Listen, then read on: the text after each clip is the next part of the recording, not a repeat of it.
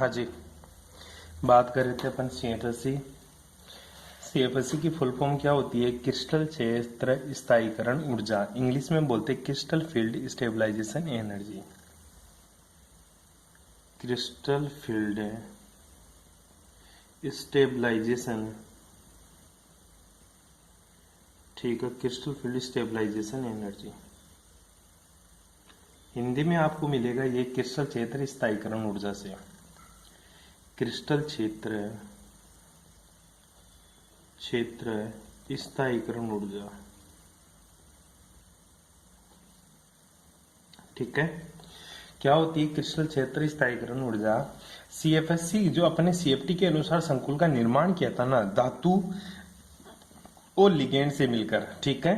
तो ध्यान से सुनना, CFT के अनुसार संकुल के निर्माण में धातु आयन के समान ऊर्जा वाले 5D कक्षक दो भिन्न भिन्न ऊर्जा स्तरों में विपाटित हो जाते थे, ठीक है। और इन कक्षकों में इलेक्ट्रॉन क्या होते थे? असमान रूप से वितरित होने पर ऊर्जा की कुछ मात्रा मुक्त होती है, जिससे संकुल का स्थायित्व प्राप्त होता है, ठीक है। वो कितनी मात्रा मुक्त होती है? जो मात्रा मुक्त होती है, जो मात्रा क्रिस्टल की स्प्लिटिंग के फलस्वरूप मुक्त होती है, वही क्रिस्टल क्षेत्र स्थायीकरण ऊर्जा कहलाती है। फॉर एग्जांपल सबके लिए अलग अलग की CFSE होती है। मैं बात करता हूं ऑक्टाहेड्रल की CFSE। ऑक्टाहेड्रल के लिए CFSE, ठीक है। ऑक्टाहेड्रल की CFSE निकालने के लिए तेरे को पता होना चाहिए, डी कक्षकों का जब तू विपाटन करवाया था, स्प्लिटिंग करवाई थी, ठीक है, तो तूने किया था कि सर एक तो मेरा ऊपर तो बनते हैं 2, जिसको तूने इजी नाम लिया था, और नीचे नीचे जो बनते थे वो तेरे 3 ऑर्बिटल बनते थे, जिनको तूने T2G नाम दिया था, ठीक है। अरे इनको क्या नाम दिया था? EG नाम दिया था। और ये तूने एनर्जी बैरियर लगाया था एक बीच के अंदर, इसके नीचे की जो एनर्जी थी उसको तूने माइनस का टिकाया था 2/5 डेल्टा नोट से, और ऊपर वाली जो एनर्जी थी इसको दिखाया था तूने 3/5 डेल्टा नोट के नाम से। इस तरह से तूने एनर्जी बैरियर को समझाया था। अब देखिएगा, इसको तू और भी कुछ लिख सकता है, बिल्कुल लिख सकता हूं सर, माइनस का 0.4 डेल्टा नोट के नाम से लिख सकता है, और इसको किस नाम से लिख सकता है? प्लस का 0.6 डेल्टा नोट। डेल्टा नोट का मतलब होता है सर मेरा ऑक्टाहेड्रल, ठीक है। ये तू एनर्जी को दिखाता था। इसका जो सूत्र यूज करता था CFSE का, वो मैंने तेरे को समझाया भी था। CFSE का जो फॉर्मूला होता है निकालने का लिए, किसके लिए? ऑक्टाहेड्रल के लिए। किसके लिए? ऑक्टाहेड्रल के लिए। सीधी सी बात है, माइनस का 2/5 डेल्टा नोट, ठीक है, माइनस का 2/5 डेल्टा नोट, ये नीचे वाला था, ठीक है। इसको ऐसे भी लिख सकता है, माइनस का 0.4 डेल्टा नोट, ठीक है। अब गुणा करना है तेरे को n मतलब अनपेड इलेक्ट्रॉन, n का मतलब sorry paid electron, unpaired electron कुछ भी, n मतलब इलेक्ट्रॉन की संख्या इनटू T2G, मतलब T2G सेल के अंदर इलेक्ट्रॉन्स की संख्या को गुणा कर दे माइनस का 0.4 डेल्टा नोट से। इसी प्रकार प्लस से अपन को जोड़ना होता था, प्लस का 0.6 से वही तेरा डेल्टा नोट, और इसको भी गुणा कर दे भाई जी n इंटू EG, मतलब EG सेल में उपस्थित इलेक्ट्रॉन की संख्या। ये तू CFSE निकालता था ऑक्टाहेड्रल के। साथ में तू लिखा करता था डेल्टा पी। क्या लिखा करता था? Delta P. डेल्टा पी तेरी पेयरिंग एनर्जी हुआ कर देती, ठीक है। नोट्स में आपको ये ए पाई के नाम से दिखेगा, जहां पे पाई औसत युग्मन ऊर्जा होती थी, और ए क्या होती थी? तेरी इलेक्ट्रॉन युग्मी की संख्या, ठीक है। अब मैं जो फॉर्मूला बता रहा हूं आपको सिर्फ वही करना है, जो नोट्स में लिखा हुआ वो फॉर्मूला आपको नहीं करना, अदरवाइज कंफ्यूज हो जाओगे। इसको और सोल्व करके तू देख सकता है कैसे। गुरुजी मैं इसको लिख सकता हूं, माइनस का 0.4 n T2G, ठीक है, n T2G प्लस का 0.6 n EG, ठीक है। और तू डेल्टा नोट कहां लिख सकता है? बाद में, क्योंकि कॉमन ले ले, प्लस का डेल्टा पी। ये मेरी ऑक्टाहेड्रल के लिए CFSE निकालते थे अपन, ठीक है। अब मैं बात करूं एक एक की अपन कैलकुलेशन करके देखें, ठीक है। मैं बात करता हूं गुरुजी D1 के लिए, ठीक है। मैं इधर ऑर्बिटल्स लेता हूं तेरा D1। D1 का मतलब सर एक इलेक्ट्रॉन डाल दिया। अब एक इलेक्ट्रॉन सबसे पहले कहां जाएगा गुरुजी? नीचे नीचे जाएगा। क्या पेयर हुआ? नहीं गुरुजी। तो एक के लिए जो CFSC की वैल्यू आएगी D1 के लिए वो निकाल सकते हैं। इसका फॉर्मूला तो ये हो जाएगा T2G के अंदर गुरुजी एक इलेक्ट्रॉन है और Eg के अंदर कितने हैं? 0, क्योंकि जो इलेक्ट्रॉन आया वो T2G में आया इसलिए T2G1 Eg0 दिखा दिया इलेक्ट्रॉनिक विन्यास को। फिर गुरुजी मेरे को CFSC निकालनी है। CFSC निकालने तो बेटा Eg का मान तो 0 है, Eg का मान 0, तो ये तो पूरा का पूरा 0 हो गया। n की यहाँ पे n की वैल्यू क्या है? 0, और यहाँ पे n की वैल्यू कितनी है? 1 है। तो वैल्यू पुट करेगा तो माइनस का 0.4 इंटू n की वैल्यू क्या है? 1 है। और कौन से ऑर्बिटल में है? T2G में। तो T2G को दिखाना 0 जरूरी नहीं है भाई। प्लस है सर 0.6 n की वैल्यू कितनी है बेटा? 0, और तू क्या लिखेगा? Delta naught. प्लस कोई पेयर है? बिल्कुल नहीं है गुरुजी, 0। तो आंसर कितना आ जाएगा सर? माइनस का 0.4 आंसर आ जाएगा और डेल्टा नोट, माइनस का 0.4 डेल्टा नोट। इसी तरह मैं बात करूं कि तू D2 की निकाल, D2 की निकालेगा तो दूसरा इलेक्ट्रॉन यहां डालेगा तो अब इलेक्ट्रॉन यहां आ जाएगा तेरा, ठीक है। तो इसकी वैल्यू क्या हो जाएगी गुरुजी? T2G, ठीक है। T2G में कितने बेटा? 2 इलेक्ट्रॉन डॉट Eg0, ठीक है। वैल्यू फिर से पुट करेगा माइनस का 0.4 इंटू 2 प्लस का 0.6 इंटू 0, ठीक है, और डेल्टा नोट प्लस का डेल्टा पी। डेल्टा पी की वैल्यू कितनी आ जाएगी बेटा? 0, कोई पेयर नहीं है। तो आंसर कितना हो जाएगा? 0.8 डेल्टा नोट, क्योंकि इसकी वैल्यू 0, 4 दूनी 8, 0.8 डेल्टा नोट। इसी तरह मैं बात करूं D3 की, तो तू D3 की कैसे निकालेगा सर? T2G3 Eg0, ठीक है, क्योंकि सर तीसरा भी इलेक्ट्रॉन अभी तक कहां जाएगा गुरुजी? नीचे ही जाएगा, क्योंकि जब तक नीचे वाला कंप्लीट नहीं होगा तब उसके बाद में सोचूंगा पेयर करेगा या नहीं करेगा, ठीक है। अब देख ले आगे T2G3 Eg0, तो क्या हो जाएगा गुरुजी? अब 3 है, माइनस का 0.4 गुणा 3 प्लस का 0.6 इंटू 0 डेल्टा नोट प्लस का 0 इक्वल टू कितना हो जाएगा? माइनस का 1.2 डेल्टा नोट। इस तरह से तेरे को CFSC निकालनी है सबकी। जिसी का भी क्वेश्चन आ जाए तेरे पास किसी का भी, तो उसकी तू CFSC इस अकॉर्डिंग निकाल सकता है मेरे भाई, ठीक है। तो स्ट्रॉन्ग फील्ड वीक फील्ड का कोई इफेक्ट पड़ता है वो तो आसानी से देख लेना क्या इफेक्ट पड़ता है, ठीक है। अब बात आती है गुरुजी CFSC निकालूंगा मैं किसके लिए? ऑक्टाहेड्रल की हो गई। अब बचा है मेरा टेट्राहेड्रल की CFSC। किसकी निकालेगा बेटा CFSC? अब गुरुजी मैं जो CFSC निकालने वाला हूं वो मैं टेट्राहेड्रल की CFSC निकालता हूं, ठीक है। तो क्या लिखेगा? चतुष्फल के संकुलों के लिए CFSC की गणना, ठीक है। किसके लिए? कोऑर्डिनेशन नंबर या टेट्राहेड्रल के लिए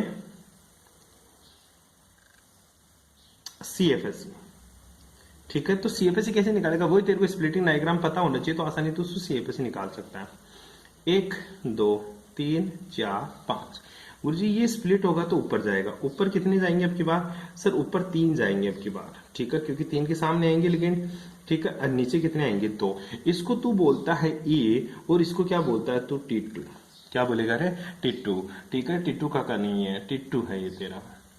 नीचे 2 है तो बेटा जी नीचे वाली जो वैल्यू आएगी वो कितनी आएगी गुरुजी? 2 है तो 3/5 डेल्टा टी माइनस में, और ऊपर वाली वैल्यू कितनी आएगी बेटा?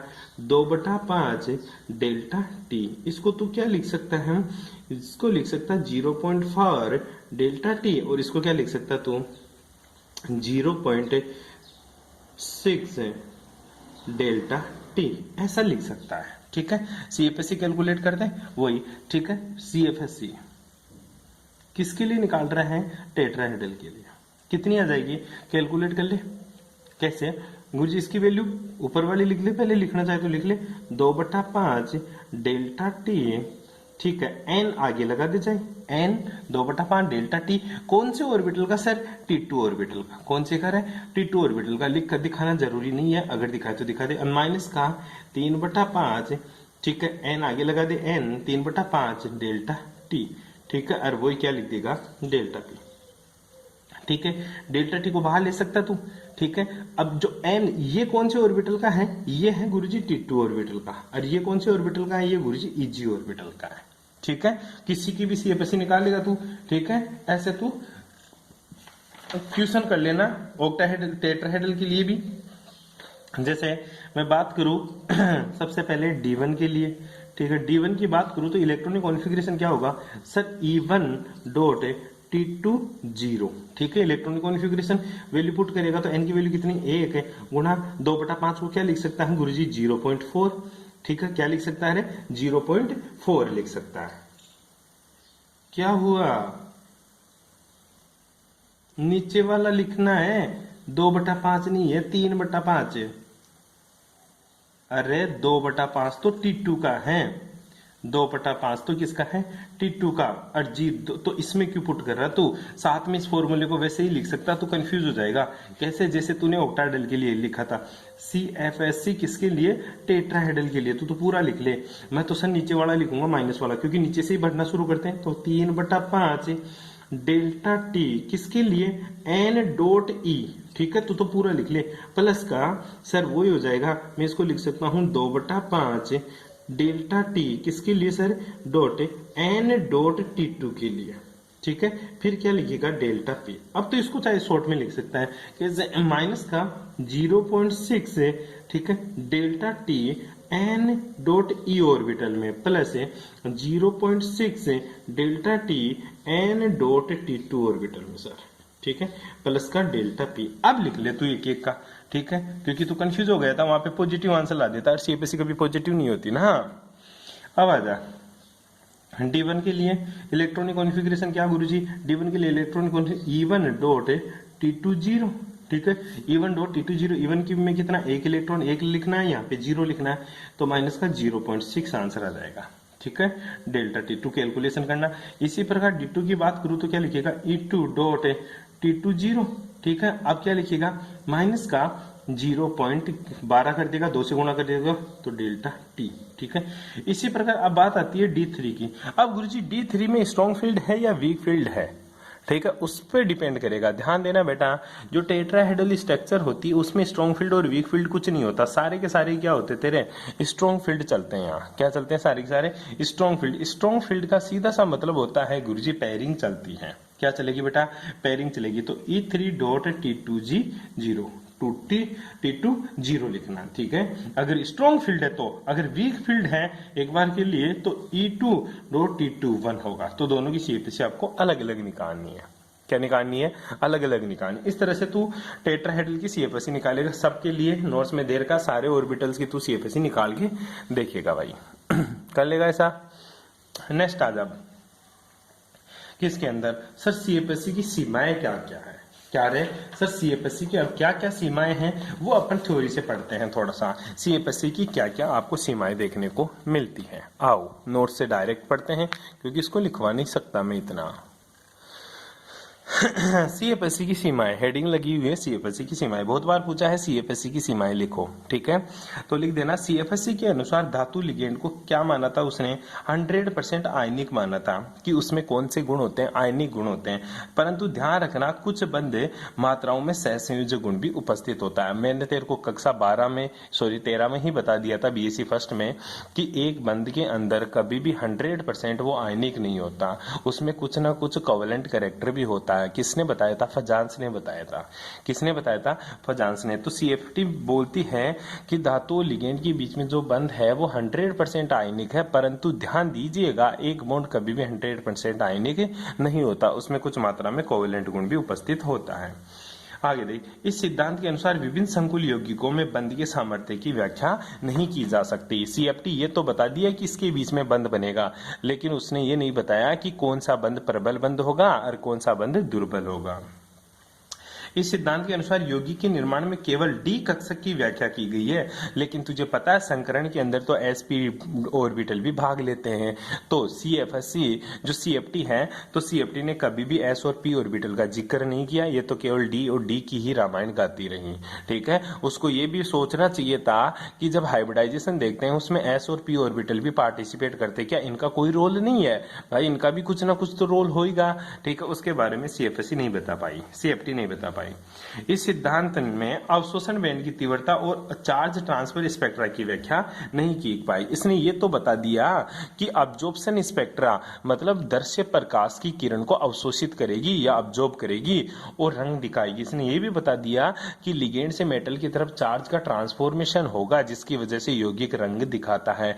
परंतु जब उससे पूछा गया कि भाई साहब जो अवशोषण स्पेक्ट्रा है उसकी तीव्रता कितनी होगी, मतलब जो कलर की इंटेंसिटी आएगी वो कितनी आएगी, कौन सा गहरा आएगा कौन सा हल्का आएगा, वो उसके बारे में एक गणितीय रूप नहीं दे पाया, उसका मैथमेटिकली प्रूफ नहीं दे पाया इसने।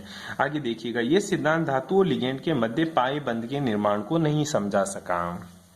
ध्यान देना, एक मेटल होती है और दूसरी क्या होती है, लिगेंड। लिगेंड पहला इलेक्ट्रॉन डेंसिटी डोनेट करता है तो सिग्मा बंध बनता है, लेकिन मेटल अपने न्यूट्रलिटी प्रिंसिपल के अकॉर्डिंग अपना चार्ज को कम करने के लिए वापस से बैक बॉन्डिंग करती है और इलेक्ट्रॉन वापस से लिगेंड को देती है, तो कौन सा बंध बनाती है, पाई बंध बनाती है। तो इस पाई बंध की व्याख्या किसके द्वारा नहीं की गई, सीएफटी के द्वारा पाई बंध की व्याख्या नहीं की गई।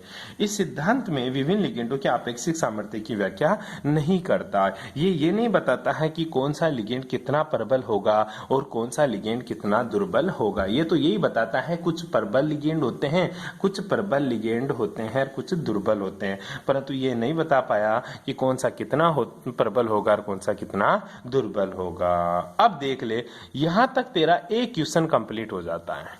कितने क्वेश्चन, एक क्वेश्चन कंप्लीट होता है। और दूसरा क्वेश्चन जो आता है वो आता है तेरा संक्रमण धातु संकुल यौगिकों के चुंबकीय गुणों से, मतलब मैग्नेटिक प्रॉपर्टीज पूछता है। ठीक है, वो पढ़ेंगे नेक्स्ट क्लास में। Thanks for cooperation.